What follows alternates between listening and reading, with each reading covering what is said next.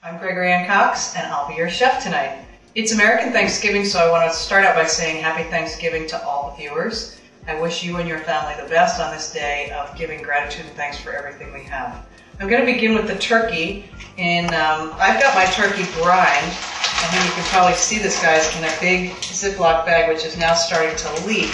We'll talk about brining at another time, but brining, the purpose of brining is to help keep the bird moist. And I've done something a little bit different. Instead of just salt water, I've also used a little apple cider to try and give it a little bit of a sweetie, salty thing.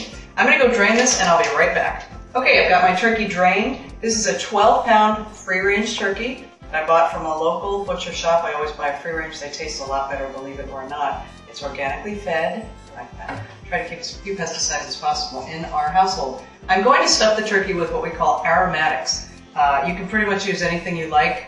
They're going to help keep the turkey moist again and impart a flavor. I'm going to use some onion, celery, and apple, a bit of an orange if I can squeeze it in there, and I've also got some herbs that I bought at the grocery store. I bought a poultry mix. It has rosemary, sage, and thyme, so I'm just going to chop a bunch of that up. So the one thing I like about Thanksgiving is the idea of gratitude, and I don't think we need a day called Thanksgiving to remember to give thanks. But it's a nice reminder, and one thing I like to do on Thanksgiving, I'm just going to take the seeds out of this apple, but I'm going to keep the skin on because it really, it's not like anybody's going to see it. So I'm just adding the celery and the apple in here. I'm going to do one more piece of apple. So I have in my bowl of aromatics so far, I have apple, onion, and celery, and I'm going to put some orange bits in there as well. It doesn't really matter how you cut this because it's going to get crammed into the cavity. So just whatever you think will fit inside your turkey cavity. Now I'm going to add some of the herbs. I'm just going to break these up. I'm going to do a little bit of rosemary, and I'm going to do some thyme. I'm not going to use the sage for this because the sage flavors the stuffing, and I don't want to make any one flavor too strong.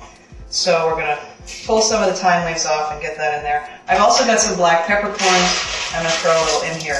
Now, if you're stressed because there's no recipe about the amounts of things, you'll get to know me. I'm not big on recipes when it comes to something like this because I want everybody to feel free and flexible to think outside the recipe. Do what you have. I mean, if you didn't have an apple and an orange and celery, you could just put an onion in. You could put a lemon in. You could do anything that smells good in your mind to go inside the turkey. And by the way, the house is going to smell delicious as this is all roasting. So let me now stuff all of my nice aromatics into my bird. There's a lot of room in a 12-pounder, and if you've got a bigger bird, I've probably got 2 cups of stuffing here. If you have a 20-pound bird, you probably need 3.5, 4 cups of something. So you just cram it all in here. If it falls into the pan, that's okay. It'll just help flavor the gravy later. And we will eventually make soup with this carcass, and I will definitely do that on our show for you, and you'll see what we're going to do with all this stuffing before we make the soup. Some people like to put butter under the skin of their turkey. That's fine too, whatever you like.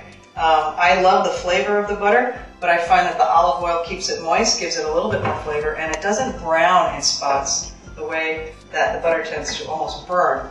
I've got a little cup of kosher salt here. I'm just going to sprinkle that over the top lightly. And this is just a matter of preference. If you don't want to add any salt to anything, you don't have to. It certainly makes it harder to resist the skin when it gets nice and toasty brown and it's salty. I don't know about you, but I'm thinking I got to have a little. And that's something else I'd like to talk about at Thanksgiving. Thanksgiving can really be a time of overeating, as we all know. But why not enjoy it? Why not stop with the guilt and stop with the I feel bad and I didn't work out. Hey, I didn't work out today. But you know what? I'm okay with that. I thought I would have time, and I didn't. I chose to spend the day outside. It was 70 degrees today. It was just lovely. And I thought, you know what? I'm not going to work out, but I'm going to enjoy everything that I cook, and I'm going to cook some yummy things. So I'm going to put this in the oven right now, and I will be back with you with some vegetables later.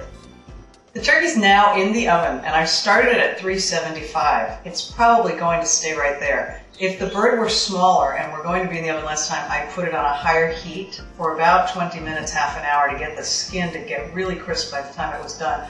But this 12-pounder, you figure 20 minutes per pound of cooking time, it's going to take about 4 hours, and that should be plenty of time to get the skin nice and crisp and keep the bird moist.